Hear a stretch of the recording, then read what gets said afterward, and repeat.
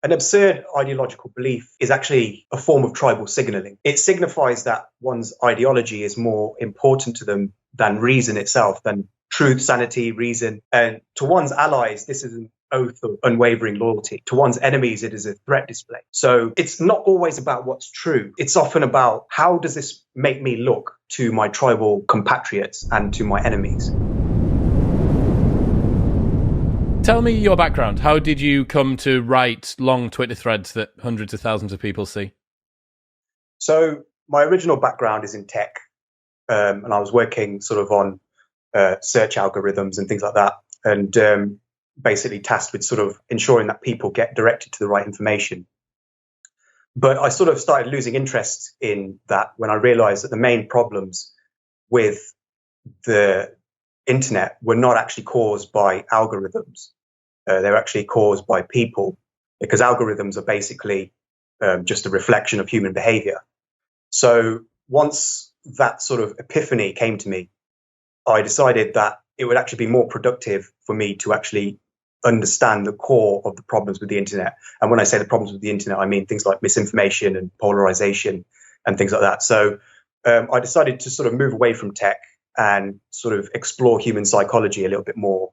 So I basically started freelance writing and sort of, understanding, sort of trying to understand psychology and how that sort of integrates with the sort of digital age and how it's caused so many problems and things like that. So yeah, I've been gradually trying to build up a following on Twitter, and it's been working quite well so far. And then hopefully I've got some enough people interested that I can actually start to really explore this topic properly and as a full-time job. It's my hope. I think so, man. The couple of tweet threads that I've seen from you that I got linked by some listeners they're monsters. Total, like 50,000 likes on a couple of them and 40 tweet threads long. So I got sent this by one of the people that listens to the show, and I just fell in love with it. So I want to go through, I'm going to harass you today and ask for some insights into some of the concepts that you came up with, and we'll see how many we get through today. So the first tweet, the law of very large numbers. Given a wide enough data set, any pattern can be observed. 1,000,000 to 1 odds happen 8 times a day in New York City, population of 8 million. The world hasn't become crazier. We're just seeing more of everything.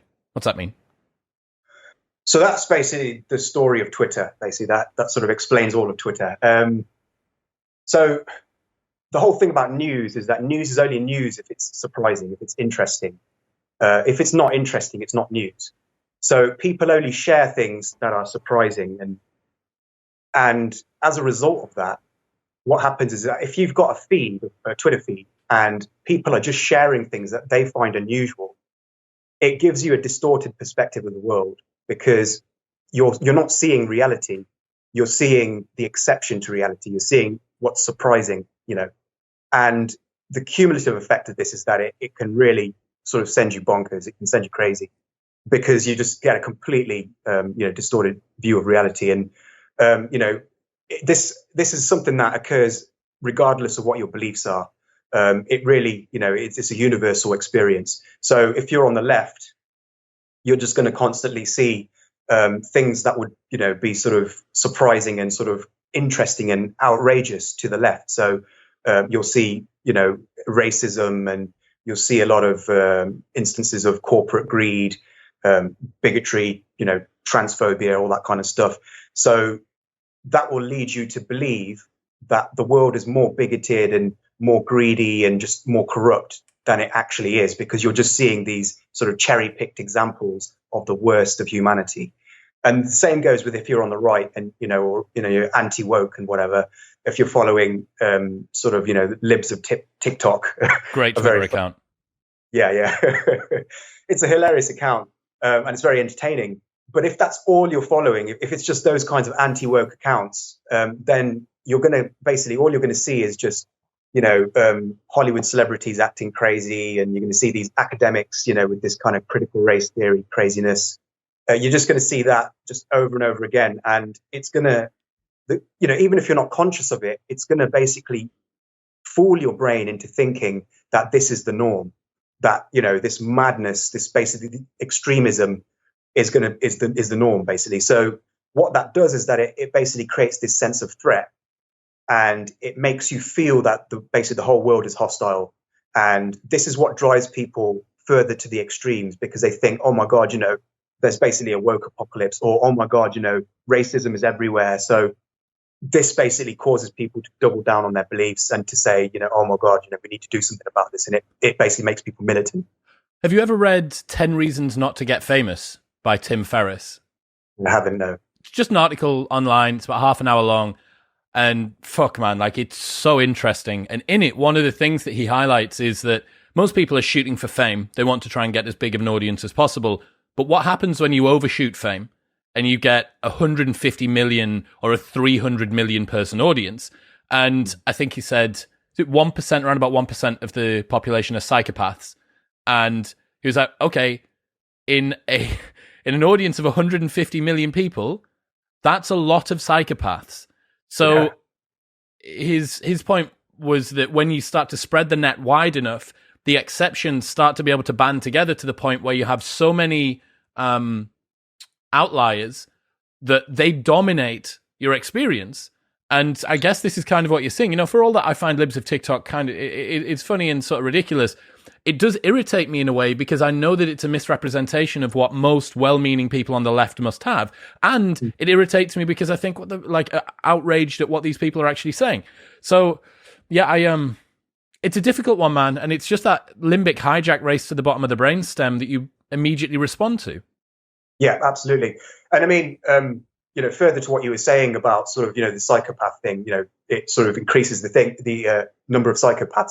Well, the problem is that there's something called negativity bias. I don't know if I've included this in one of my mega threads. I don't think I have. Bonus round. Bonus round, yeah.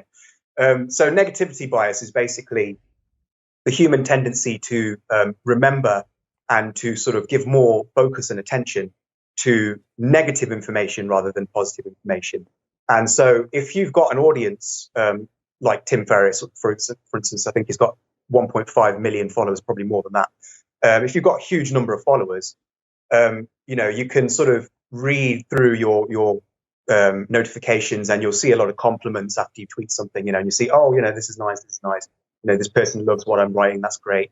And then suddenly you'll get that one negative comment, and your mind will sort of focus on that negative comment. Even if you've got 99% of positive comments, that 1% is going to remain in your mind more than the 99% of comment, because that negativity is something that you have to react to. And this goes back to our evolutionary history. It obviously is more important for you to be able to react to negative stimuli than to positive stimuli, because negative stimuli constitute an existential threat. So you have to react to them a lot more quickly and a lot more harder than you would to a positive stimulus. And so as a result of that, people, even if there's only a small number of psychopaths, even if there's just a small number of rude people on Twitter, if you've got a massive following and you see that those small numbers, those are going to be inflated, and you're going to get this kind of distorted perspective, and it's going to bring you down, and it's going to make you depressed. And this is another problem with Twitter, is that it takes a lot more positivity than negativity to affect you, and because of this disparity, you're always going to feel depressed if you spend too long on Twitter, because you're just going to remember the negative things. You're going to remember the negative news stories rather than the positive ones. You're going to remember the negative comments that you get from people rather than the positive ones. And, again, the cumulative effect of this is that it makes you feel depressed, and it just kind of brings you down, and it's not healthy for your brain, because your brain's not designed for this kind of information, And so it's basically, it just brings down. That's why, probably one reason why we have such a depression epidemic, an anxiety epidemic as well, is just because of this sort of the importance of validation and how that can be easily sort of, just obliterated by just one negative comment. Right. Next one. The Peter Principle. People in a hierarchy such as business or government will be promoted until they suck at their jobs, at which point they will remain where they are. As a result, the world is filled with people who suck at their jobs. Right, yeah. Well, this one is kind of more of a humorous one. I mean, I think it's probably true in a lot of instances. It's not true in every instance, because some people might choose to remain where they are. They might love that job, and they might just want to do it despite the fact that they could do better jobs. I know a few people personally who have actually declined promotions because they like where they are currently and they want to do that work rather than a managerial role or whatever. But I think it is true as a general rule. I think it's just this kind of game. There's this whole hierarchical game where people are always trying to impress the people above them, and then they'll as long as they can do that, they will be promoted and they will sort of rise in the hierarchy. But once they can't, the investment in that person is too big to let them go. You can't just fire them because you've trained them, you've built up a relationship with them. So it makes sense sort of to just keep them where they are, to prevent them from being able to do any more damage by just containing what their responsibilities are, essentially. Well, you see this in sales organizations, right? Someone comes in, they're a good salesperson, they become a good head salesperson or senior salesperson, and then eventually, because humans in a meritocracy within an organization, they naturally want to progress and be promoted because they have this desire for growth. You end up eventually losing a good salesperson and gaining a shitty manager because this person was never built to be a manager. They were a mint salesperson. They don't want to be told that they can't be promoted because they have this natural desire for growth. You can't not promote them because then they're going to leave and go somewhere else and be a good salesperson until they maybe do get to have a shitty manager job position within that. But by promoting them, you lose the person that was good at sales and you gain the person that can't manage. Yeah, absolutely. I think there's this sort of faulty sort of sense of success that people have, which is that if you're successful at one thing, you can be successful at anything. And so somebody who's been successful, let's say, who's basically done really well in engineering or something, somebody will think, this guy, because he's so successful in engineering, he must make a great manager.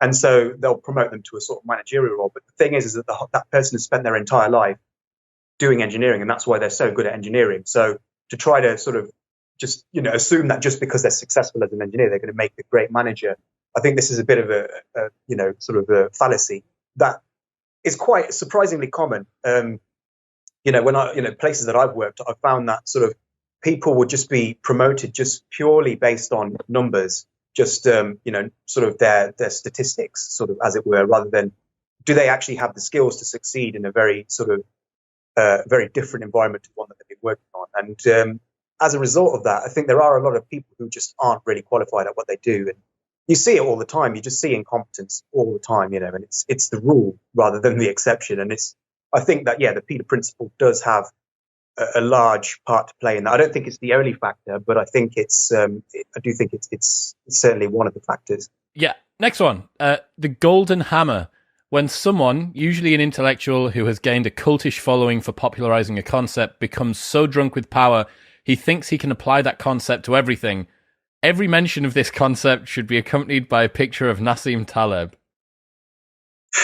I think I was a bit mean-spirited when I wrote that. If I was to write that mega thread again today, I probably wouldn't go so hard on Taleb. I was thinking of Taleb when I wrote that because I'd been following him on Twitter, and I just noticed that pretty much everything that came across him, every sort of idea that he was talking about, he would link it back to one of his ideas, which he had written back in the book. So it would either be something about anti-fragility or the Lindy effect or black swans, And these are quite sort of fundamental principles, and they do have quite far-reaching implications. But it was pretty obvious to me that what he was doing was he was essentially selling his book by just sort of making his explanations as wide as possible. So, he was basically saying that, if you want to understand A, read my book. If you want to understand B, read my book. If you want to understand C, read my book. He was basically linking everything to his book.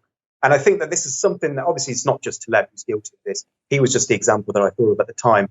It's anybody. I found this actually something that's quite common on Twitter. When you see somebody who's just written a book and they've got a new concept, they will try to explain everything in terms of that concept. And I think half of it is because they actually have spent so long on this idea that it's kind of become an obsession, and confirmation bias means that they're going to just, they're going to see any sort of any sort of way that they can make their explanation the explanation. They'll do that. That's half of the explanation. I think the other half is that it's probably a conscious decision to just sell their book. I think, I think another bit of it's the in-group, out-group dynamic as well, that by highlighting this is the language of our people. If you understand what I'm talking about, you're one of the initiates. If you don't understand what I'm talking about, you're one of the heretics. Absolutely, yeah. This is something known as shibboleths, and I think this is quite common on social media as well.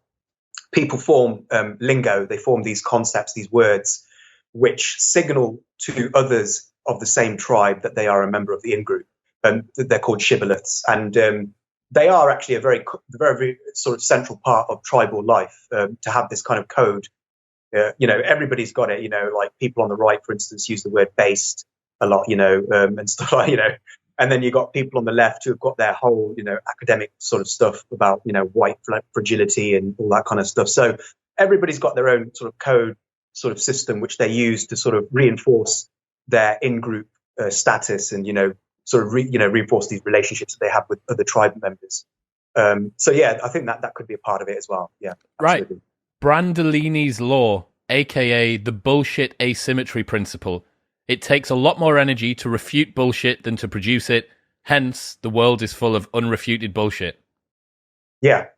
I think one of the reasons why social media is just so full of shit, to put it bluntly, is because it doesn't really take much time or effort to post something that's wrong.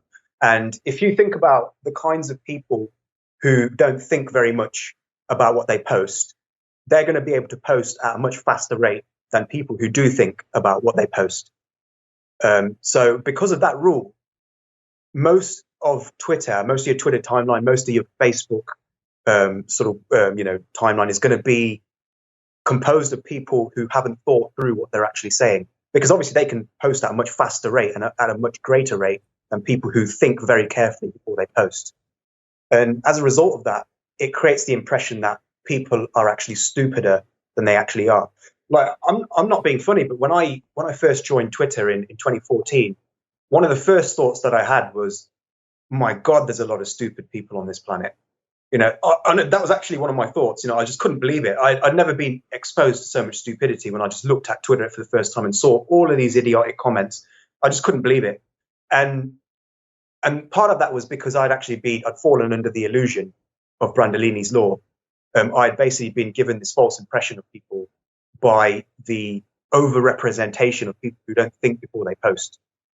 There are a lot of very smart people out there, but they sort of are very anxious, and they tend to really, really think very, very hard before they post. And as a result of that, they don't post very often. And so you don't see their tweets very often. You see the stupid tweets a lot more often than you see the intelligent tweets. Have you had a look at the statistics around the percentage of people who contribute the highest volume of social media posts on Twitter? Have you seen this? No, it's like the Pareto principle on steroids. It's like 2% of Twitter users account for 90% of the content that gets posted, and that wouldn't surprise me. I can believe that. I can believe that very easily, because when I first joined Twitter, I sort of just followed anyone and everyone really, and there was just so many of the tweets were just like, "Oh, I just made a bacon sandwich. It tasted very good. It's lovely." Just stuff like that. And there are a small number of people who post stuff like that all the time, and they're responsible for just filling up Twitter with junk. That's why you have to be very very discriminatory, I think, on Twitter. You have to be very careful about who you follow. And I think it's a good idea to block as well. I used to be against blocking because I thought it was kind of like, unfair on people because you're kind of dismissing them out of hand. But I've come to the conclusion that there's too many people on this earth for you to have any time for nonsense. So I would advise people to just block. If somebody's posting stuff that's got very low information density, when I say information density, what I mean is, in a single tweet, how much information are they actually giving you? If they're not giving you very much information, or if it's irrelevant information, it's a good idea just to block them or mute them. Probably mute them if they haven't been rude to you. I usually only block people who are rude to me, but I mute people quite often because I feel that it's what they're doing is they're muscling out other people on your timeline who have more thoughtful thoughts. So it's very important, I think, to do this, because it's the difference between Twitter being a hell site and Twitter being like a digital Disneyland, basically. That's the difference. If you're just very careful about how you curate your information, follow the right accounts, block and mute a lot liberally, then you'll find that Brandolini's law is not so influential on your life anymore, because people will be thinking a lot more carefully before they post, and that will sort of offset the sort of effects of the law. Best thing I ever did was limit myself to 99 people that I follow. That's it. Yeah. It's the best thing that I ever did, and Twitter is such a beautiful place for me now. I see articles I'm interested in. I very rarely see retweets of stupid stuff. And I've got, in the back of my mind, I've got some sort of little limbic clicker of how many strikes someone's on. And then if within the space of a month someone annoys me too many times, it's like, all right, well, there we go. There's a slot that's opened up. Who I don't know who I had to kick off in order to start following you. But whoever it was, unlucky. Right, next one. The Tocqueville paradox. Have I pronounced that right? Yeah. Tocqueville paradox. Tocqueville paradox. As the living standards in a society rise, the people's expectations of the society rise with it. The rise in expectations eventually surpasses the rise in living standards, inevitably resulting in disaffection and sometimes in populist uprisings. Yeah. So this is a very important one, I think, because this is a very powerful counter argument against the people who see racism everywhere, who see, all this bigotry and all that kind of stuff. There's this whole concept of how on the left, how sort of systemic racism has got worse, and how, basically it's almost, if you were to believe what is sort of posted, in the New York Times and stuff like that, it would seem like there's an epidemic of racism and misogyny and transphobia and, all these other phobias and isms. But what's actually happened is that our conception of these things has actually widened. So yeah, that's another one. Concept creep. That was yeah. The concept links in with Tocqueville paradox quite easily, because they're both sort of referring to the same general principle, but in slightly different ways. So I'll probably just do both of them together. So concept creep is basically when your definition of a certain concept expands when that thing becomes less common. So, for instance, misogyny is an interesting one. So the original concept of misogyny was that it was sort of like a violent hatred of all women. Basically, it was this belief that women were inferior, and that or it was something to do with sort of that they should give over their sexual reproductive rights to men. Female racism, almost. Yeah, kind of. Yeah, it was bigotry directed at females. So that was the original sort of concept of misogyny. But as the world became more enlightened and women's rights were put on parity with men's, and sort of there was more equality, that old sense of the term no longer had much relevance in the West. I mean, it still has a lot of relevance in the East, because there's still a lot of that kind of misogyny in the East. But in the West, there's not so much of it anymore. So the Oxford Dictionary actually changed the definition of misogyny, and it became it went from sort of hatred of women to it could be dislike of individual women, or it could be dislike of particular groups of women. It didn't have to be like just a sort of a blinding hatred of all women. And gradually, that word has been sort of appropriated. Now it's been sort of reimagined again by the left, by the modern feminist movement. To now it can also basically mean it could be hatred of a particular woman. You see this very often.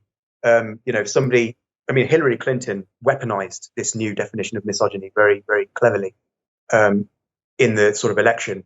When she was criticized, by people, she would basically say that it was because she was a woman. She was seeking to be the first female president, and they didn't want the first female president because they were misogynists, and this kind of thing. So it was politicized, and it was basically because of that. How this links in with the Tocqueville paradox is that when you expand the definition of a term, that thing becomes more common again. So if misogyny in the traditional sense is decreasing, and then you increase the scope of the word misogyny, suddenly the instances of misogyny are going to increase again. So it's going to seem like misogyny is getting worse, when in fact it's not actually getting worse. The definition of it is expanding. And this applies not just to misogyny or to words like racism. Racism is another one. Racism originally was discriminating against people on the basis of the color of their skin, or hating people because of the color of skin. Now there's all these different types of racism. Now we've got systemic racism, institutional, all that kind of stuff. They've expanded the definition of racism to include things like microaggressions and all this other stuff. So the numbers of absolute instances of racism have actually decreased, but because racism now means so much more than it used to, you can easily find more examples of racism now than you would have in the past, just because of. And this also links in with the law of very large numbers. If you've got a wide enough data set, you can find any number of instances of racism, you can cherry pick them and make it look like it's worse. So this is a paradox, because as the world gets better, because of the change in these ideas, it can make it look like the world is actually getting worse. And a lot of people do believe the world is getting worse. And this is not just something that's confined to the left. You've got the neo-reactionaries who are convinced that the world is heading to hell, and they believe that the world is actually going to just fall apart. So this is quite a common belief. This kind of apocalyptic sort of belief system is something that's very common, and I think it is largely a result of the Tocqueville paradox, because the definitions of problems are widening. Poverty is another one. In absolute terms, poverty has been dwindling. It's been being reduced. I mean, a person living today, the poorest person in the West today, is better off than most nobles who are living, in the sort of medieval times, because they've got access to iPhones. Even if they're poor, pretty much everybody's got a phone or a laptop and got access to the internet. So in absolute terms, people are richer than they were in those days. People have access to a wider range of foods now than they used to have. So in absolute terms, we've got much, much better. But there's this thing called relative poverty, which is how the UN will measure. That's how it measures poverty. It doesn't measure it in absolute terms. It measures it in relative terms. So relative terms is basically how much poorer is the poorest person compared to the richest person. So yes, if you measure things like that, if you measure poverty via relative poverty, then that's wealth inequality. I'm not convinced that poverty fits that definition, but that's concept creep again, right? Yeah, absolutely, exactly. So that's essentially what this sort of relative poverty is. Relative poverty is wealth inequality. It's basically the gap between the richest and the poorest, and it's not absolute poverty, because there used to be absolute poverty, which was if you're below a certain income per year, regardless of how rich the richest person is, then you are in absolute poverty. But now it's done by different sort of criteria, because the world has just got so much better that you can't really measure things in absolute poverty anymore. So now we're thinking more about wealth inequality. And so the Tocqueville paradox, basically, to sum it all up, it makes the world look like it's getting worse when in fact it's actually getting better. And that's a big cause of problems. It's an interesting one to think about that, when rightly, as society develops, to kind of steelman the side of the Tocquevillians, why you would say that would be a good idea is we now have more access to technology, we have more wealth, we have more ability to actually deploy things to improve well-being and happiness and fulfillment and flourishing and blah, blah, blah. Therefore, the level of dexterity and resolution with which we should be looking for problems has to become increasingly fine as well. It's no point saying, oh, well, we've got rid of dysentery and fucking managed to get the measles, mumps and rubella vaccine, therefore we fixed all the problems. No, there are more problems to continue going. But you're right that it's not necessarily about this linear progression. It's about the way that the rules of the game continue to be played that redefine it. It's impossible to compare progress of today with problems of yesterday when the rule set that was used yesterday and today are now different. Yeah, absolutely. I completely agree. I think, absolutely. I believe that wealth inequality is generally a bad thing. And I do want to see the people who are at the bottom, lifted up. Absolutely. And I don't think that we should be content with where we are. I think we should always be looking to improve the situation for people, no matter how well we have improved it in the past. But what the Tocqueville paradox, the true sort of problem with Tocqueville paradox is not that it stops us trying to make the world a better place.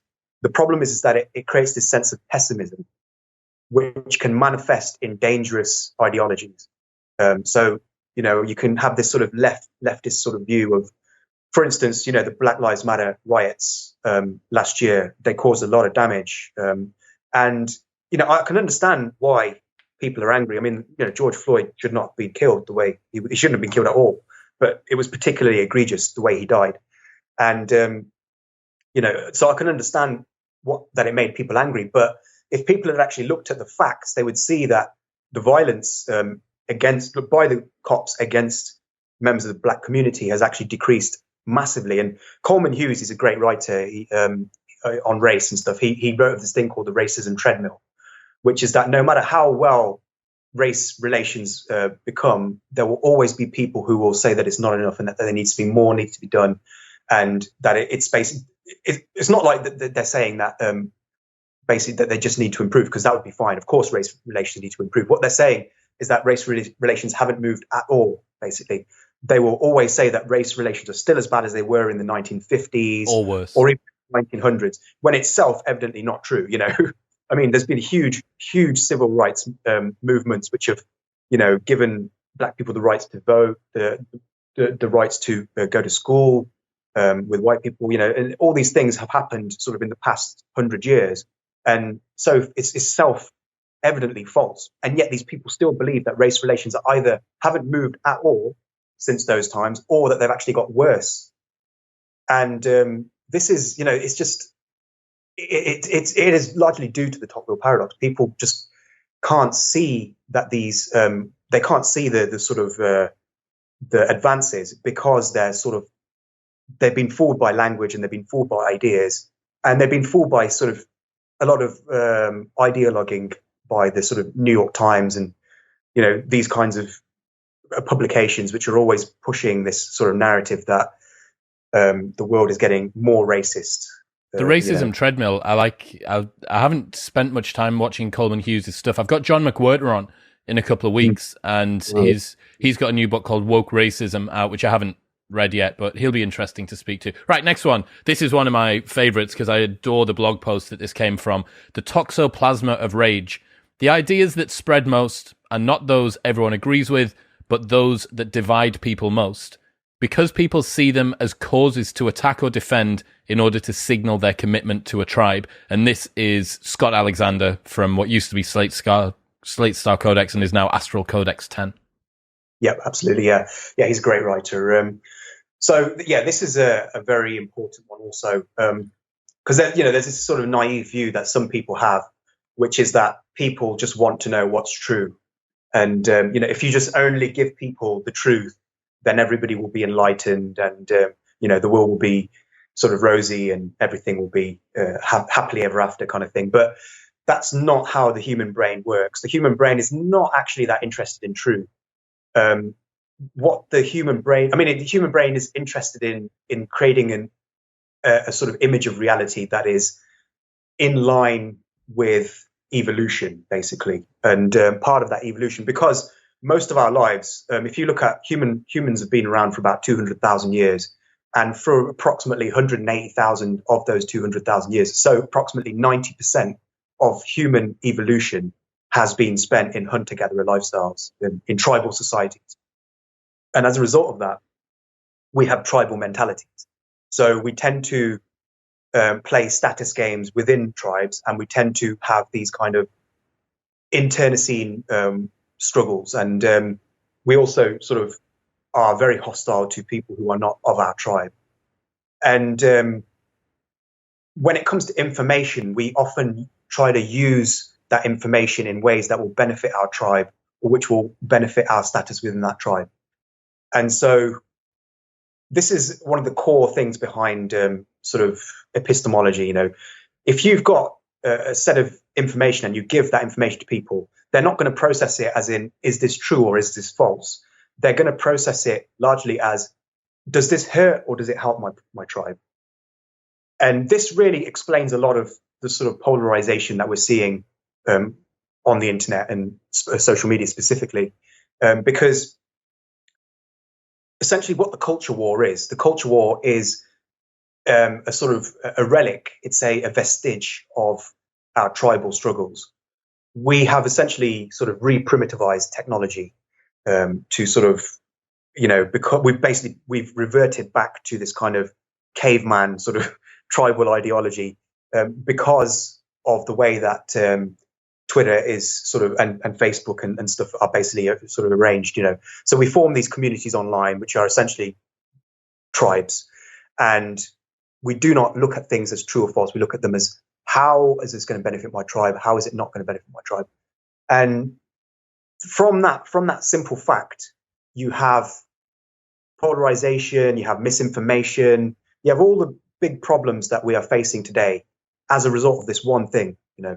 People will tend to share information, and I've seen this happen so often that it doesn't even register anymore, where people will know something is not completely accurate, but they'll post it anyway because it either demeans the enemy tribe or it makes their own tribe look good. And I mean, there's plenty of words for it. There's one thing called nut picking.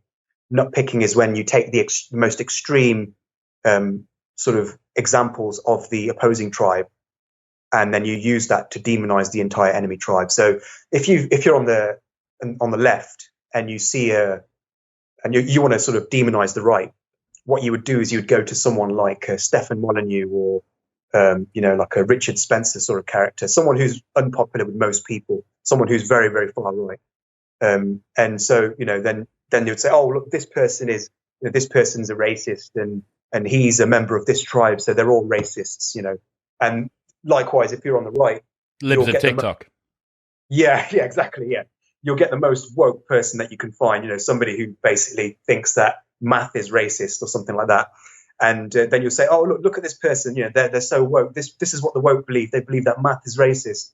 And so, it's the people who post these things, they know that they know what they're doing. They know that this is not a representative example.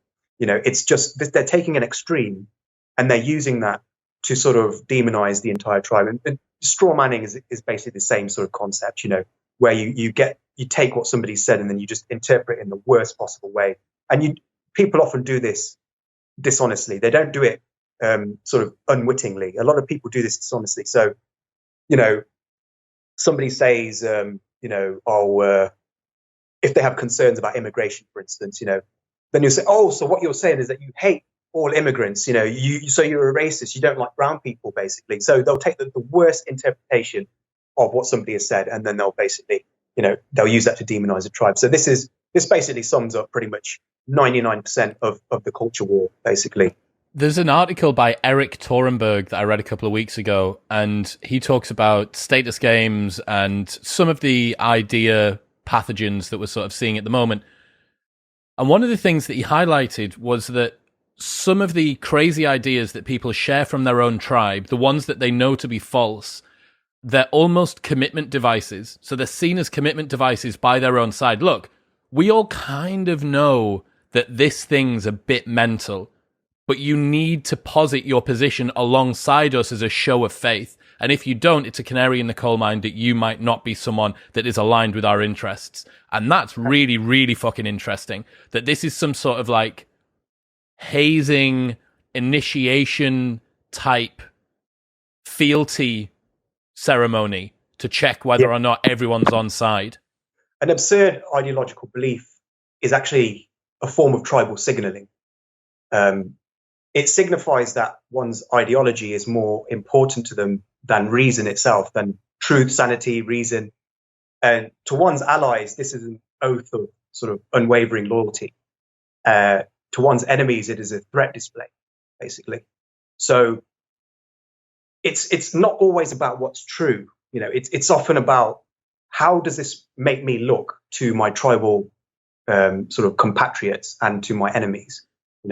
And I think a lot of that is actually, it really does explain a lot of the culture war. People are not saying what they think is true. They're saying what is going to sort of favor them to their tribe. They're saying what they think is effective. Yeah. Yeah. All right. Next one.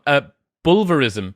Instead of assessing what a debate opponent has said on its own merits, we assume they're wrong and then try to retroactively justify our assumption, usually by appealing to the person's character or motives. Explains 99% of Twitter debates. Yeah, and this also links in with what we were just talking about. I mean, people are not configured for truth, and they're configured for these tribal games. And so often, if you're debating somebody who's of a different tribe, it makes sense to just assume they're wrong, rather than have to actually do the hard work of actually, analyzing, are they really, telling the truth? It's just much easier and much better just to assume that they're wrong and then to work your way backward through that. And I mean, I think everybody's guilty of this. I'm guilty of it myself. Sometimes if I'm arguing with somebody that I just know that I'm going to disagree with, I won't really pay too much attention to what they're saying. I'll just look at the keywords that they're using and then just be like, oh, okay. Make a value judgment from there. Tell you what's the perfect example of this that you see from the right. As soon as someone criticizes them, they'll go onto their profile, and if they've got their pronouns in their bio, they'll just reply with pronouns in bio, case closed. And you're like, well, that is precisely dealing with the person, not the argument. Yeah. And I think a lot of it has to do with the format of Twitter as well. I think you can't really have a decent debate on Twitter. It's just not possible. I've made this comparison where I've said that trying to have a debate on Twitter is like trying to have a sword fight in a phone booth. It's just not possible because you don't have the space. Unwieldy. It's unwieldy. You don't have the space to really to explore ideas. And so people will tend to just take shortcuts because they don't want to argue. I mean, it's a laborious thing to actually get into a Twitter argument with somebody. I don't do it anymore because it's just a waste of time most of the time, because you're not going to change their beliefs. They're not going to probably change yours. Yep. And it's just going to result in insults and then just heat rather than light. And, what's the point in it when you could be spending that time doing something more productive? One of my favorite Twitter followers, Adam, tweeted this earlier on. Twitter is too short for specifics. Generalizations have to suffice. Midwits can't abide generalizations. They'll point out every exception and demand you tweet a full thread. Then they refuse to read the threads. Don't tweet for midwits. They are not your audience. Yeah, it's true. I mean, I have to deal with this all the time. Every time I tweet, I have to sort of make a compromise between accuracy and pithiness. And the thing is that I like concision. I like to say witty one-liners, right, on Twitter. But the thing is that if you say witty one-liners, you have to omit a lot of context. And the lack of context is where the people are going to be coming up in your mentions, and they're going to be accusing you of, lacking context, of, well, the best reply to one of those pithy little statements is, well, like, not everyone. And you're like, well, yeah, obviously not everyone. I wasn't trying to be exhaustive with this little aphorism that I've come up with that rhymes, so I think it's cute. Like, just leave me, allow it. Yeah, exactly. Yeah. I mean, that's what I mean. Twitter is really just is for very, very brief general maxims about the world. It's not really for anything more. It's an aphorism circle jerk, isn't it? All right, next one. This is one of my favorites. I really want to hear your thoughts on this. Goodhart's law. When a measure becomes a goal, it ceases to become a measure. For example, British colonists tried to control snakes in India. They measured progress by the number of snakes that were killed, offering money for snake corpses. People responded by breeding snakes and killing them. Yeah. This is a very interesting one. So when you have a system and then you try to sort of optimize that system by reference to a single metric, what normally happens is that metric will be gamed. History has shown that human beings will always game a system if they can do so. It's sort of like part of the human makeup to try to do that. We always try to find loopholes. We always try to, get sort of underneath the sort of the fence and try and get to the other side. We try to always find our way around things. And basically, this is why it's a bad idea to try to use metrics for anything, because they will always be gamed. You can always find a way to manipulate metric with anything, like, for instance, I mean, this goes back to what we were talking about with poverty and relative poverty. If you measure things in terms of poverty and absolute poverty, people will change the sort of definition of it, or they will manipulate it in such a way as to make it look like something it's not. So, for instance, if you are measuring absolute poverty and you are measuring it via salary or by a yearly income, which is how it was measured, what people will do is they will misreport their salaries because they want their area they want themselves to seem like they're in greater poverty than they actually are, in order to get more help from people. This is a bit of a vague example, but this is one that you can find in any... Dude, an example that I really love using is email capture. So let's say that you're a content creator that wants to start building up your email list, and your goal, the outcome that you're looking for, is emails. How many emails can I capture? So what you say is, this ebook contains a world-winning lottery combination formula that will guarantee to make you £1 million, blah, blah, blah. And you post it everywhere and you get tons and tons of emails. But when people open the PDF, it's just blank. There's nothing in it. It's like, okay, so you've gamed the outcome. The outcome was get emails. But really, what was the distillation of the outcome? The outcome was get access to people who genuinely want to hear what I have to say in a good faith way that makes them continue to want to hear what I have to say. So by optimizing for that particular outcome, you've actually missed off the thing that you were there to get. Yeah, absolutely. And I mean, it works in so many different ways. I mean, again, you see this on Twitter. If you try to measure a person's credibility via the number of followers that they've got, for instance, what happens? Kanye West's crushed it. Yeah, exactly. Yeah. People game the system. I mean, what will happen is that people will use underhand tactics to get followers. So what you actually get is you get the most untrustworthy people having the most followers. So it's an inversion of the original sort of concept. This happens. I mean, with everything. It's basically it's the rule rather than the exception. People will always try to game a system, and laws are created in such a way as to try to minimize this. That's why you have all these extra sort of additions added to laws. Whenever a loophole is found, a new sort of law will be sort of created to basically close that loophole. And it's a constant game between people trying to create the rules for a system and people trying to game the system. That is the essence of sort of civilized society. The Messiah effect. Most people don't believe in ideals, but in people who believe in ideals. Most people don't believe in ideals, but in people who believe in ideals. Hence, why successful religions tend to have human prophets or messiahs, and why, when a demagogue changes his beliefs, the beliefs of his followers often change accordingly.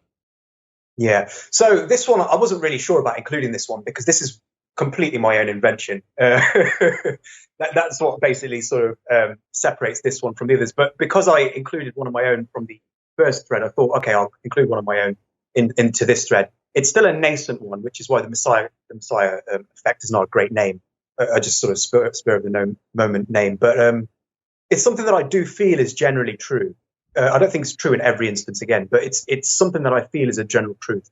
And this is from my observations of people. And I think generally, if you look at people during election time, what they will normally do is that they will normally express sort of their sentiments towards a certain person, a certain politician, rather than towards an ideology.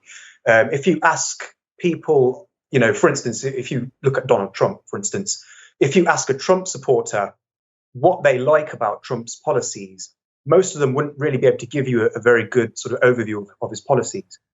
They would generally just say that I like him because I think he tells it like it is. He doesn't care about what the establishment thinks.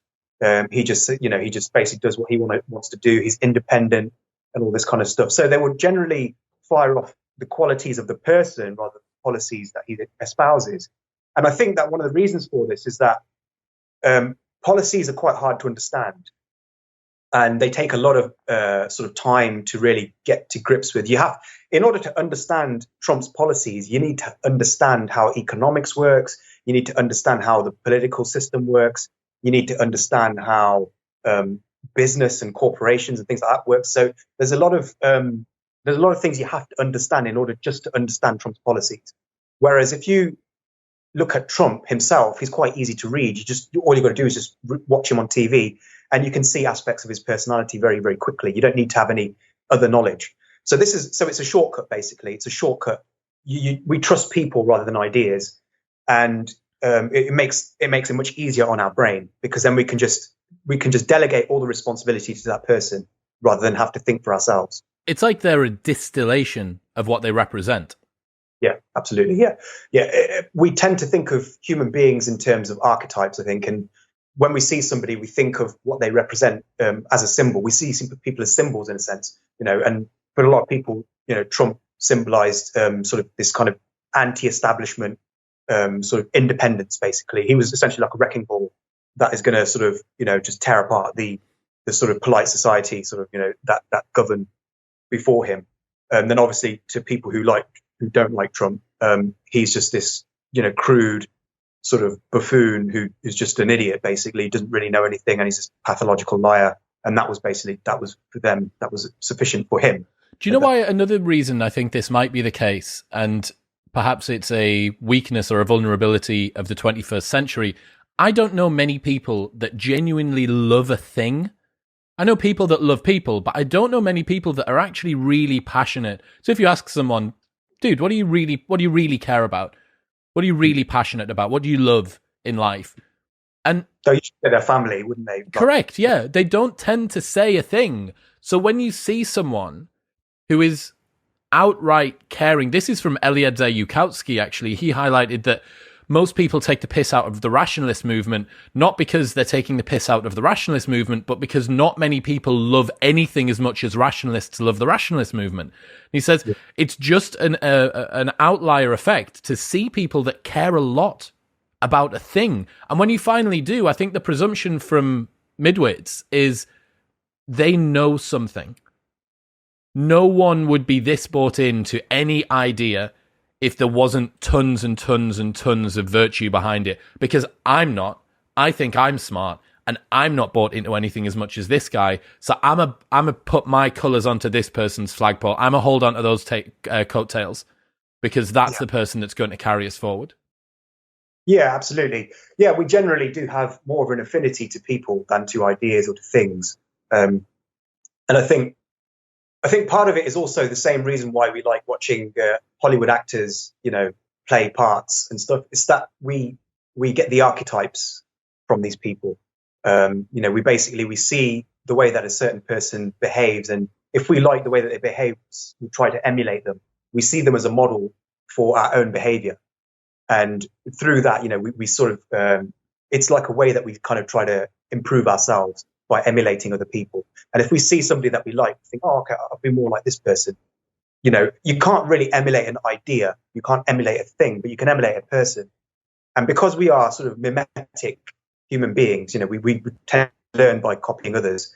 It's only natural that we're going to sort of migrate and navigate towards to people rather than towards ideas. Reactance theory. When someone is restricted from expressing a point of view or pressured to adopt a different point of view, they usually react by believing their original point of view even more. And then you did an article about why the best cure for fake news is more fake news as well, which is related to this, I think. Yeah, reactance theory is one of the key arguments, in my view, against censorship, because what history has shown, and by history I mean just the past couple of years, what that has shown is that if you try to stop people from believing something, they're going to dig their heels in harder. Because Dostoevsky actually made this point, long, long ago, where he basically said that what people want is not truth. What people want is they want to exercise their free will. They want to basically exercise their free will. And if that means going against reason, they will choose freedom over reason. So, and he said this in a book called Notes from the Underground. It's a pretty good book. And basically, this is the idea behind reactance theory, which is that if you tell people they can't do something, they're going to feel like they're under threat. They're going to feel that their freedom is being sort of reined in, and they want to exercise that freedom in order to sort of feel that they're not, in order to sort of assuage this feeling of claustrophobia. And the way that they do that is by believing what they're believing even harder and reacting even more against, what is trying to sort of stifle them. It's almost like if you look at the sort of the story of the Garden of Eden, when God tells Adam and Eve that they can't eat from the apple, and that makes them even more curious about the apple. And they're like, okay, he told us not to eat the apple. Why didn't he do it? Now I really want to eat the apple. So they become even more sort of adamant to eat the apple. So this is a very sort of fundamental idea, and it's one that you see all the time.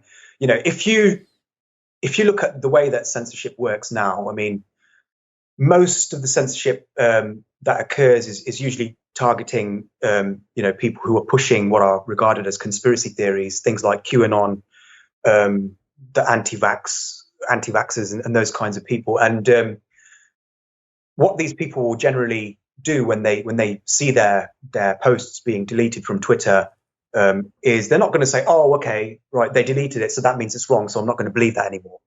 They're going to do the exact opposite. They're going to say, okay, these guys don't want the truth to come out, so they're basically censoring us because they are afraid of what we have to say. So that means that we're right. That validates what we're trying to say, because if what we were saying wasn't dangerous, if it wasn't true, they wouldn't bother. They would just point out why we were wrong. They wouldn't bother trying to censor us. So it's counterproductive, and you see it with what happened with Parler. Parler, the social media app. I think it's pronounced Parler. Yeah, it's spelled Parler, but I think it's pronounced Parler. At least that's what I heard. Yeah. Nice. Yeah, I mean, I only knew this. I only found this out yesterday, in fact. It's called fucking nothing now, because God knows where it is. Well, it's back online. It's actually back online again now. Yeah, it's on a different server.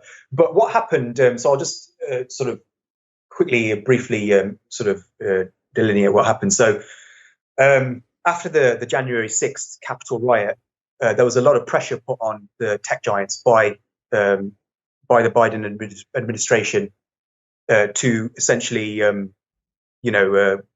rein in these kinds of QAnon conspiracy theories. And basically, what Amazon did is Amazon figured that one of the websites using its platform, its web server, this social media site called Parler, was basically key to organizing the riots. So they essentially deleted the website from their platform. And in their view, this was a good thing, because this would ensure that people wouldn't be able to coordinate any further riots.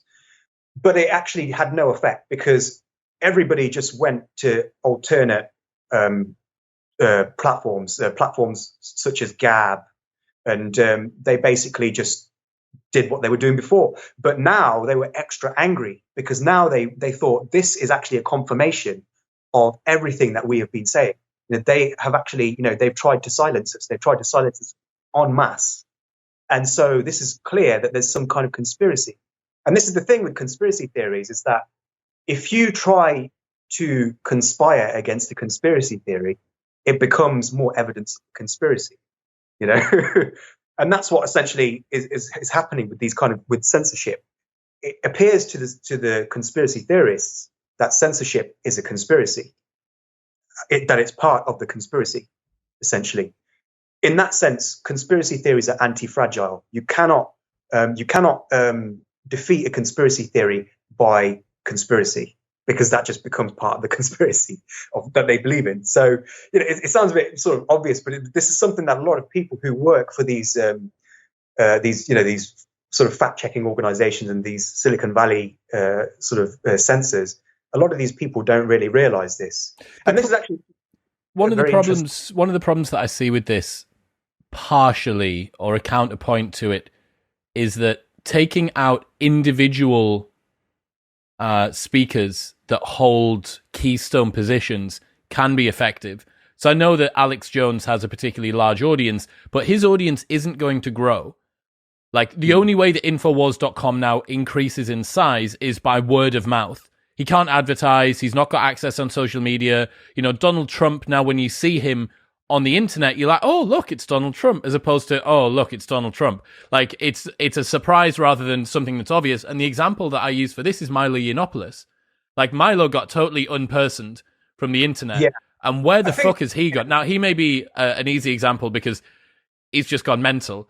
But in some situations, it might work. Yeah, I think with Milo, it was a very peculiar case, because he didn't just get cancelled by the establishment. He actually got cancelled by his own peers. He got cancelled by the right. Yeah. Because obviously, he did the unthinkable. He basically tried to create an excuse for paedophilia. And so obviously, I don't think anybody could recover from that. No matter how far to the right you are, no matter how pro-free speech you are, you're not going to recover. Richard Spencer's not coming to save you there, no. Exactly. So I think that was a slightly different, but I understand what you're saying. I do think that it can work sometimes. And I think your example of Alex Jones is a particularly important one, because I mean, I got a lot of criticism for writing a Quillette article in which, although I I reiterated that I'm basically pro free speech. I said that it was actually that Alex Jones was a threat to free speech, because, and the reason for that is because what he was doing is he was essentially he was accusing people of being child molesters with no evidence. And this guy has got millions of followers, and a lot of those followers have got guns, and they don't take kindly to hearing about pedophiles in their vicinity. And this obviously manifested with Planet Ping Pong being shot up. Luckily nobody was killed, but when you've got a guy who's just basically creating these sort of conspiracy theories and accusing random innocent people of being pedophiles, that's actually pretty bad, because that creates violence in the real world. And that's not good, because that intimidates people. It prevents people from wanting to speak out against Alex Jones, because if they say something against Alex Jones, they might be sort of assumed to be pedophiles too, and then people come after them. So I felt that Alex Jones was actually creating it, although he always talks about freedom of speech and all this stuff. I felt that his actions in that respect were actually detrimental to freedom of speech. But now the thing is, yes, Alex Jones was taken off Twitter, and it had a small effect. It had a very small effect, not a huge one, because he's still going viral. He went viral very recently on YouTube, despite being banned from YouTube. He went viral on Twitter despite being banned from Twitter. So it doesn't actually have a massive effect. It does have a small effect. But the thing is that this is all going to come to an end very soon. It's no longer going to be possible for people to be cancelled by the establishment within the next couple of years. Web 3.0 decentralization. Bingo. Yeah, you got it. Yeah, that's exactly what's happening. So we've got Web 3 coming along, and because that works on the blockchain, primarily on Ethereum, there's no regulatory body, there's no sort of centralized node in that network. So nothing has to. There's no middleman, basically. Nobody has to get their information going through a router in order to get it to somebody else. It goes directly from one peer to another. And because of that, the old systems are not going to work very well at sort of regulating what people can and can't say. You've got, for instance, in the Web 2 system, you've got things like Patreon. Patreon can take your livelihood away from you if it thinks that you've said something that it doesn't like, because in order to get payments, you have to go through Patreon. You can't just get payments directly from your users. At least you couldn't until Web 3. So that was one way that they would leverage their power against people in order to stifle speech. Gatekeeping. And another way was like Facebook would be, they could just completely delete your account because your entire sort of online personality is dependent on Facebook's platform. So you can't really, if you want to continue to have business ties, if you want to continue to have relationships online, you have to do what Facebook tells you to. But this is all going to come to an end. I mean, for most people, not for everybody, but it's going to come to an end for a large proportion of people with Web3, because with Web3, you're going to have all of this payments processing, all of this kind of stuff. It's all going to be done on the blockchain. And so because it's trustless, because it's permissionless, there's no single person or no single entity or no single organization can has the leverage to stop you from saying what you want. And that's a great thing. But the thing is not everybody is going to be able to use Web3, because it's going to require, I think, at least for the foreseeable future, it's going to require a little bit of knowledge of blockchains and things like that. So I'm a bit worried, actually, with the way that things are currently going with misinformation and censorship, because there's going to be the older generations, like the boomers and stuff, who are going to continue to use Web 2. And then there's going to be the younger, more tech-savvy people who are going to use Web 3. And so the people who are using Web 2, they're going to still be restrained by these systems. And as a result of that, there's going to be a kind of disparity between these two classes. I mean, one of the reasons, there are plenty of ethical arguments against censorship, and I'm sure your viewers have probably heard them all already, so I won't go into them. But there are also functional arguments against censorship, and there are in fact three functional arguments against censorship. The first one is that censorship doesn't really work because fact checkers are not very good at their jobs. Pretty much all the fact checkers that work in Silicon Valley, they have to do something. They have to basically they have to be accredited by something called the International Fact Checking Network, which runs out of the Pointers Institute in Florida. And this is a very liberal organization, like most of its kind. Most organizations of its kind. It's quite. It's very heavily liberal. In fact, it works very closely with the Southern Poverty Law Center, which you might know has a tendency to just call everybody far right. I mean, it was sued by Majid Nawaz for calling him far right, and it was forced to pay him $3.5 million and apologize publicly for that. So I mean, these guys are just have a tendency to just dismiss anything that doesn't agree with them as far right. And these are the people who compiled a database for the International Fact Checking Network of fake news websites for the fact checkers to use. This database had to be taken down after it was revealed that it consisted pretty much exclusively of conservative news websites. And it was written by a podcast producer for the Southern Poverty Law Center. So it's pretty messed up system. All of these people, basically, these people are the guys who work at Silicon Valley. Silicon Valley's fact checkers are overwhelmingly ultra liberal. They're very liberal. They regard anything to the right as fake news. They don't fact check the left very often. So it's got a very strong ideological slant, and because of that, you see them getting things wrong. Like, for instance, the lab leak hypothesis. They completely got that wrong. They thought it was a conspiracy theory. It's very clear that there's more evidence now for a lab leak hypothesis than there is for a natural origins hypothesis.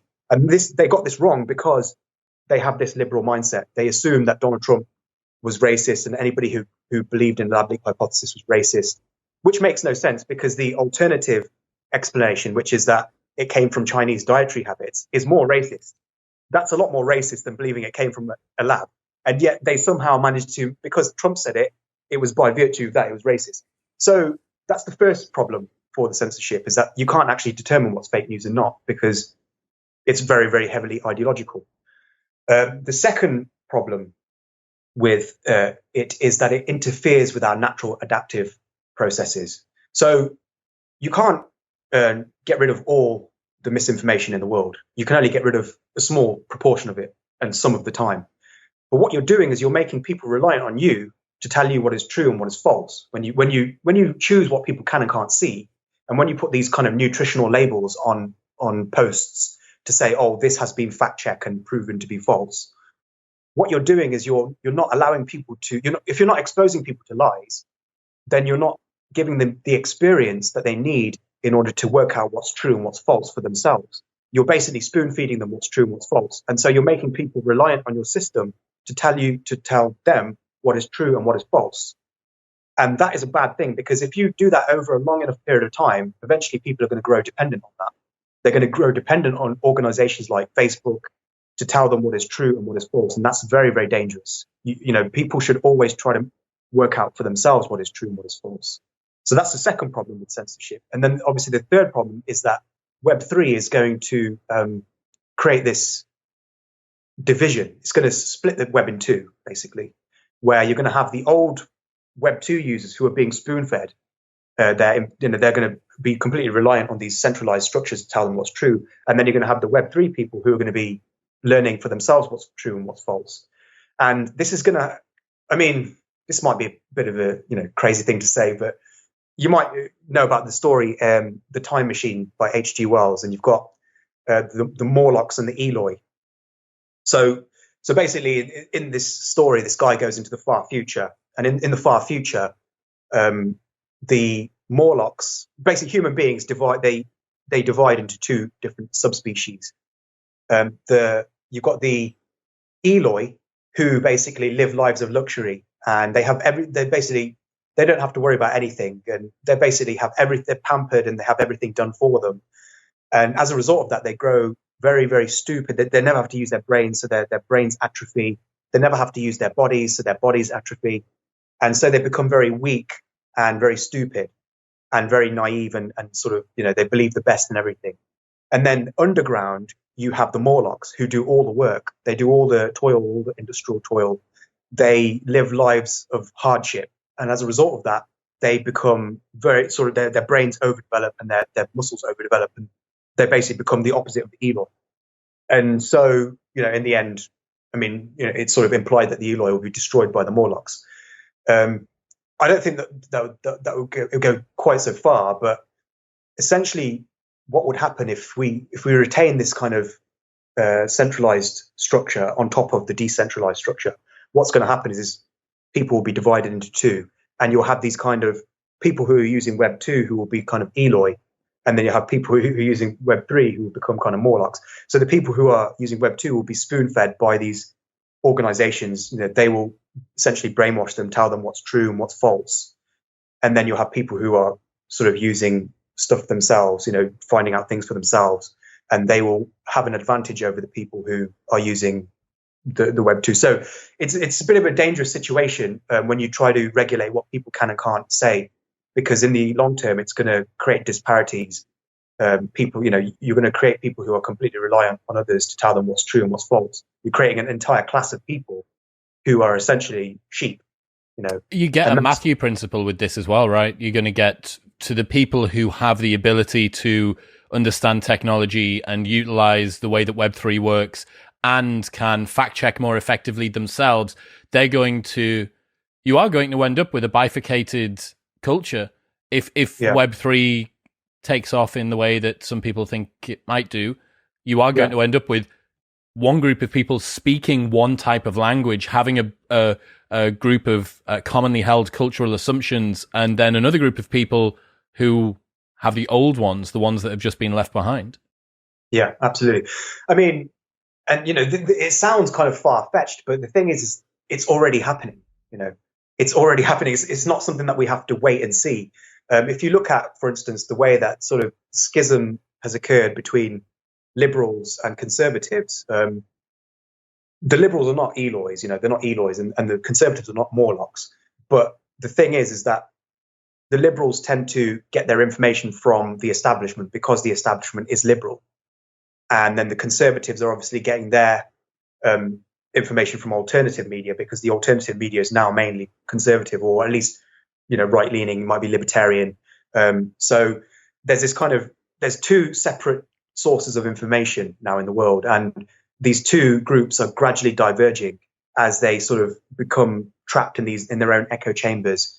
And we saw it again going back to the lab leak hypothesis. You had the sort of the liberal establishment, which was firmly adamant that the lab leak hypothesis was a racist conspiracy theory, and then you had the sort of right wing news media and the right wing sort of information environment, which believed that it was not just a sort of leak from a lab. Many of them believed it was a bioweapon, and there was all these other crazy theories coming out of that situation. So it's already beginning, and I fear that the sort of if Web3 is not sort of homogenous, if it doesn't sort of draw everyone and become truly sort of egalitarian in its functionality, then it's going to sort of exacerbate these divisions, because you're going to have these big monolithic structures in Silicon Valley regulating Web 2. Obviously, they will integrate Web 3 functionality, but the very nature of Web 3 means that Facebook is going to have very limited power in a fully Web 3 environment.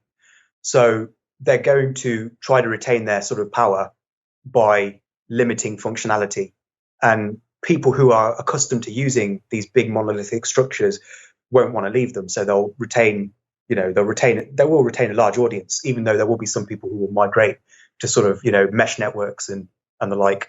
But yeah, it's a very sort of precarious situation, and censorship is not the way to sort of try to get people to believe truth, because in the end, all it's going to do is just going to make people reliant on others to tell them what's true, which in the long term is going to make them completely, delusional. Speaking of that one, Hitchen's razor. What can be asserted without evidence can be dismissed without evidence. If you make a claim, it's up to you to prove it, not me to disprove it. Yeah. So this actually has a precursor. It's famously attributed to Hitchens, Christopher Hitchens, a lot of people love Christopher Hitchens because he's a great speaker and he's done a lot of great YouTube videos, and that's how most people get to know him. But this was actually originally thought of by a guy called Bertrand Russell, who's a great philosopher who was around sort of in the first half of the 20th century. And he had a concept called Russell's teapot, which was basically that, imagine there's a teapot which is sort of orbiting the moon right now. You can't prove that there is no teapot there, And so because you can't prove that there's no teapot there, if the onus is on you to disprove it, then you have to believe in pretty much everything. You have to believe in Santa Claus, because you can't disprove Santa Claus. You have to believe in Zeus. You have to believe in Poseidon. You have to believe in Shiva. You have to believe in all these imaginary beings because you can't disprove their existence. So the only way that you can actually get through life is by assuming that what has been asserted without evidence can be dismissed without evidence. Because if you don't do that, then you have to believe everything, essentially. So it's basically it's a system which ensures that your mind is occupied by the minimum amount of bullshit. Basically, it's a bullshit filtering heuristic. That's the best way to think of it. So few people use this, though, because a lot of the time we have these assertions that occur online and people posit them as if you should accept the fact that they're there. And you're like, hang on a second. So here's a good example. I had a conversation with a buddy who did philosophy at Oxford Uni, and we were talking about ethics. And I'd never looked into ethics, not like proper philosophy uni type of ethics. And he said, you can have a conversation with somebody debating about ethics if you both agree on the meta-ethical framework that underpins it. But if you do not agree on the meta-ethics, then the conversation about ethics just falls apart because it's not grounded in anything that you can both agree on. It's like, look, are we playing rugby or are we playing football? Because we can debate about, or we can play the game of rugby and football, but if I kick it and you pick it up, this is no longer the same game that we're playing. And exactly. This is the same with the Hitchens Razor thing here. People post stuff online presuming that you're supposed to, and then you say, well, hang on a second, like that's not right. And you go, everyone believes that this is right. What do you mean? What do you mean? Yeah, absolutely. Yeah. I think this is actually the essence of disagreement now on Twitter, really, is that people are not actually disagreeing on facts or anything like that. They're actually disagreeing on frameworks by which they come to truth. And so, this is why Hitchens Razor is so important, because it's a short, pithy thing that everybody should learn, because all it's doing, if you are expected to disprove what somebody else is saying, all this is doing is wasting people's time, because it means that I could come out with literally any claim. There's no filter then, there's no discrimination. It's just like I could just come out with anything, and then it's just going to waste people's time when they have to disprove it. So it's a time-saving device, and it's worked wonders for me, because I just I think of the strength of the argument. If it's strong enough, I will engage with it. If it's not, if it doesn't actually have a strong enough evidence behind it, it's not worth my time. The other thing it does is it limits our own hubris about believing our own bullshit, right? Yeah. You say, look, hang on a second. Like, if I want to put something forward, I actually need to be able to back this up. And if I can't, then maybe I need to shut my pie hole. Right. Final couple. A couple of my sort of the ones that really intrigued me. Focusing illusion. Nothing is ever as important as what you're thinking about while you're thinking about it. For example, worrying about a thing makes the thing being worried about seem worse than it is. As Marcus Aurelius observed, we suffer more in imagination than in reality. Yeah. So the mind works a lot like the eyes. So the eyes can only focus on one thing at a certain time. When you look at something, when you look at anything, you kind of have to focus on something, or you have to just focus on nothing at all. You can't focus on everything at the same time. And the mind is exactly the same. If you think about something, you have to focus on that thing. You can't, when you imagine a system, you have to focus on a certain aspect of that system. You can't imagine the entire system at once, because your mind just doesn't work like that. It works by picking out details and focusing on those details. And the problem is that when you focus on certain aspects of a system or a structure, your mind inflates the importance of that. And so it basically can, if you spend too long thinking about something, then that thing, because it grows in stature and it becomes something that eventually can become an obsession because you think it's so important. And I think this kind of can be seen in a way on Twitter. If you look at certain people who spend their lives, with a single cause, like one cause candidates of political parties, or even just ordinary people who just have this one issue that they're really, really, really adamant about. What happens is that the more that they focus on it, the more important it gets. And so they spend even more time on it. And so it gradually just snowballs into this kind of obsession until they just become more and more extreme and more extreme. And you can see it with someone like Tommy Robinson, for instance. He started off as a relatively well-rounded fellow, and then gradually, he had some valid concerns about Islamism in Bury Park, and he decided to sort of devote his life to Islam, to fighting Islamic extremism. But then what happened was that because he was spending so long thinking about it, it began to seem like the entire world to him, and so it sort of set off this threat response in his brain where he began to sort of, feel this kind of feeling that it was a sort of, it was encompassing him. It was basically something that he had to defeat. And this conviction of his got stronger and stronger the more he thought about this problem. And so eventually, when he was on Twitter, he was just posting never ending, just constant, just spewing out all this anti-Islamic stuff, and it just gradually, what it did is it just kind of made him, it was like a kind of self-reinforcing. Became his own caricature, right? Yeah, that's exactly what happened. He became a caricature of himself. And the reason that happened was essentially because of the focusing illusion, because he was focusing on Islam at the expense of all the surrounding context, anything else. It was just literally just Islam, Islam, Islam, Islam. And as a result of that, he just became obsessed. And it happens with it's not just, with people like Tommy Robinson. This is something that happens with pretty much everybody. I mean, it's happened to me, sometimes if I've thought about a certain thing, it kind of links in with the golden hammer in a sense, because if somebody's written a book about a certain concept, they're going to be thinking about that concept all the time. And that concept is going to seem more important to them than it actually is. And so you're going to get people like Taleb who are going to see things in the world and they're going to think, oh, okay, this is explained by anti-fragility, or this is explained by the Lindy effect, or black swans, or all these other concepts that he has. It's because the mind is incapable of seeing a system as a whole. It tends to just see the constituent parts, and it tends to focus on those particular parts. And as a result of that, you can become blinded essentially by what you focus on. Right, last one. Dunning-Kruger effect. Awareness of the limitations of cognition, thinking, requires proficiency in metacognition, thinking about thinking. In other words, being stupid makes you too stupid to realize how stupid you are. Yeah. Well, I mean, this one's quite self-explanatory, but I think I'll try to expound upon it. So I think really this is kind of the main obstacle to people educating themselves and becoming more intelligent, because you can only remedy something if you see the problem, if you actually know what the problem is.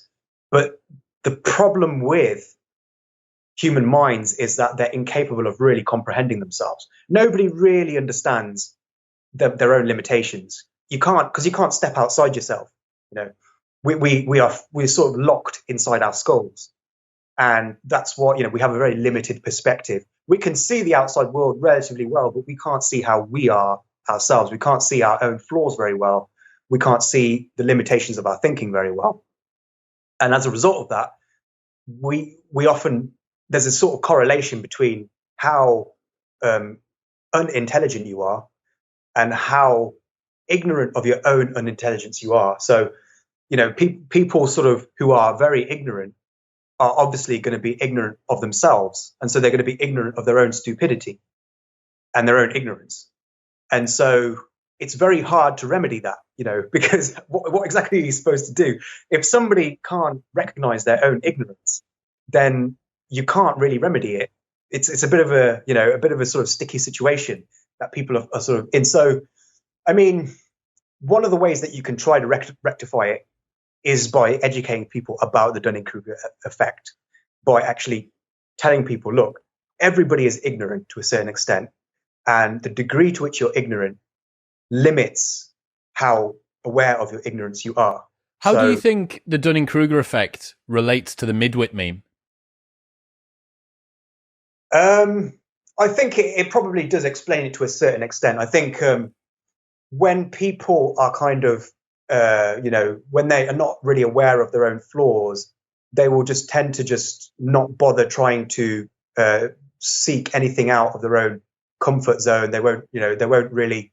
They won't try to find. If you think that what you believe is right, then you're not going to try to correct it. Do you get what I'm saying? So these people are just going to carry on believing what they already believe. They're just going to sort of, they're not going to bother trying to remedy it because they're not even aware that there's even a problem. So this, I think, is the crucial sort of element of midwits and not just of midwits, but of everybody, really. I think everybody has this problem. This is not something that anybody is immune to. And we're all guilty of it. And, I myself am ignorant about my own ignorance. There's a lot of things that I don't know about myself that I'm ignorant of. So it's something that we all have to contend with. This is the problem. But I think that this is something that we can only really remedy by making people aware of the Dunning-Kruger effect itself, and also by making people aware of cognitive biases.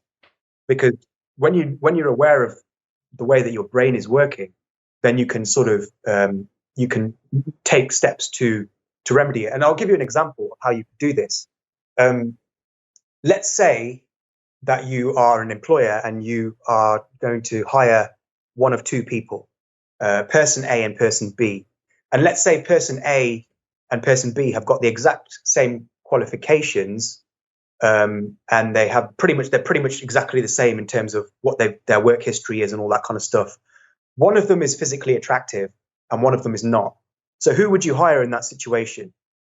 A lot of people would probably say, I would hire the physically attractive person. But that's actually wrong. You should actually hire the physically unattractive person, because the physically unattractive person has managed to get where they have gotten despite having the ugliness, the unattractiveness. So you're basically second guessing your own bias. You're basically saying, okay, so there is actually a bias at work here, and that person has overcome that bias. So they must be more competent than the attractive person. So you can do it through these little sort of thought experiments like that. You can try to teach people to be aware of their own biases, which can go some way to remedy the Dunning-Kruger effect. But you'll never be able to completely, be aware of every problem that you have in your own thinking, because thinking just doesn't work that way. Matt, we'll just hold our hands up and allow ourselves to be carried away by a tidal wave of nihilism. Look, dude, we made it. Thank you so much for coming on today. What should people do if they enjoyed this and want to check out more of your stuff? Where should they go? Yeah, so the best way to keep in touch with me is on Twitter. So you can follow me at G_S_Bogal. That's BHOGAL.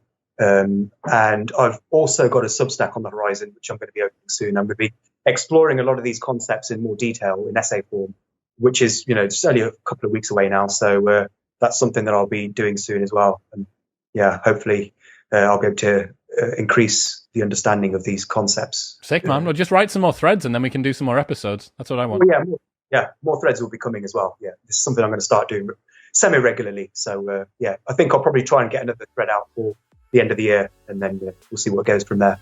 Good man. Catch you later on, dude. Cheers. Thanks, Chris. Thank you very much for tuning in. If you enjoyed that, then press here for a selection of the best clips from the podcast over the last few months. And don't forget to subscribe. It makes me very happy indeed. Peace.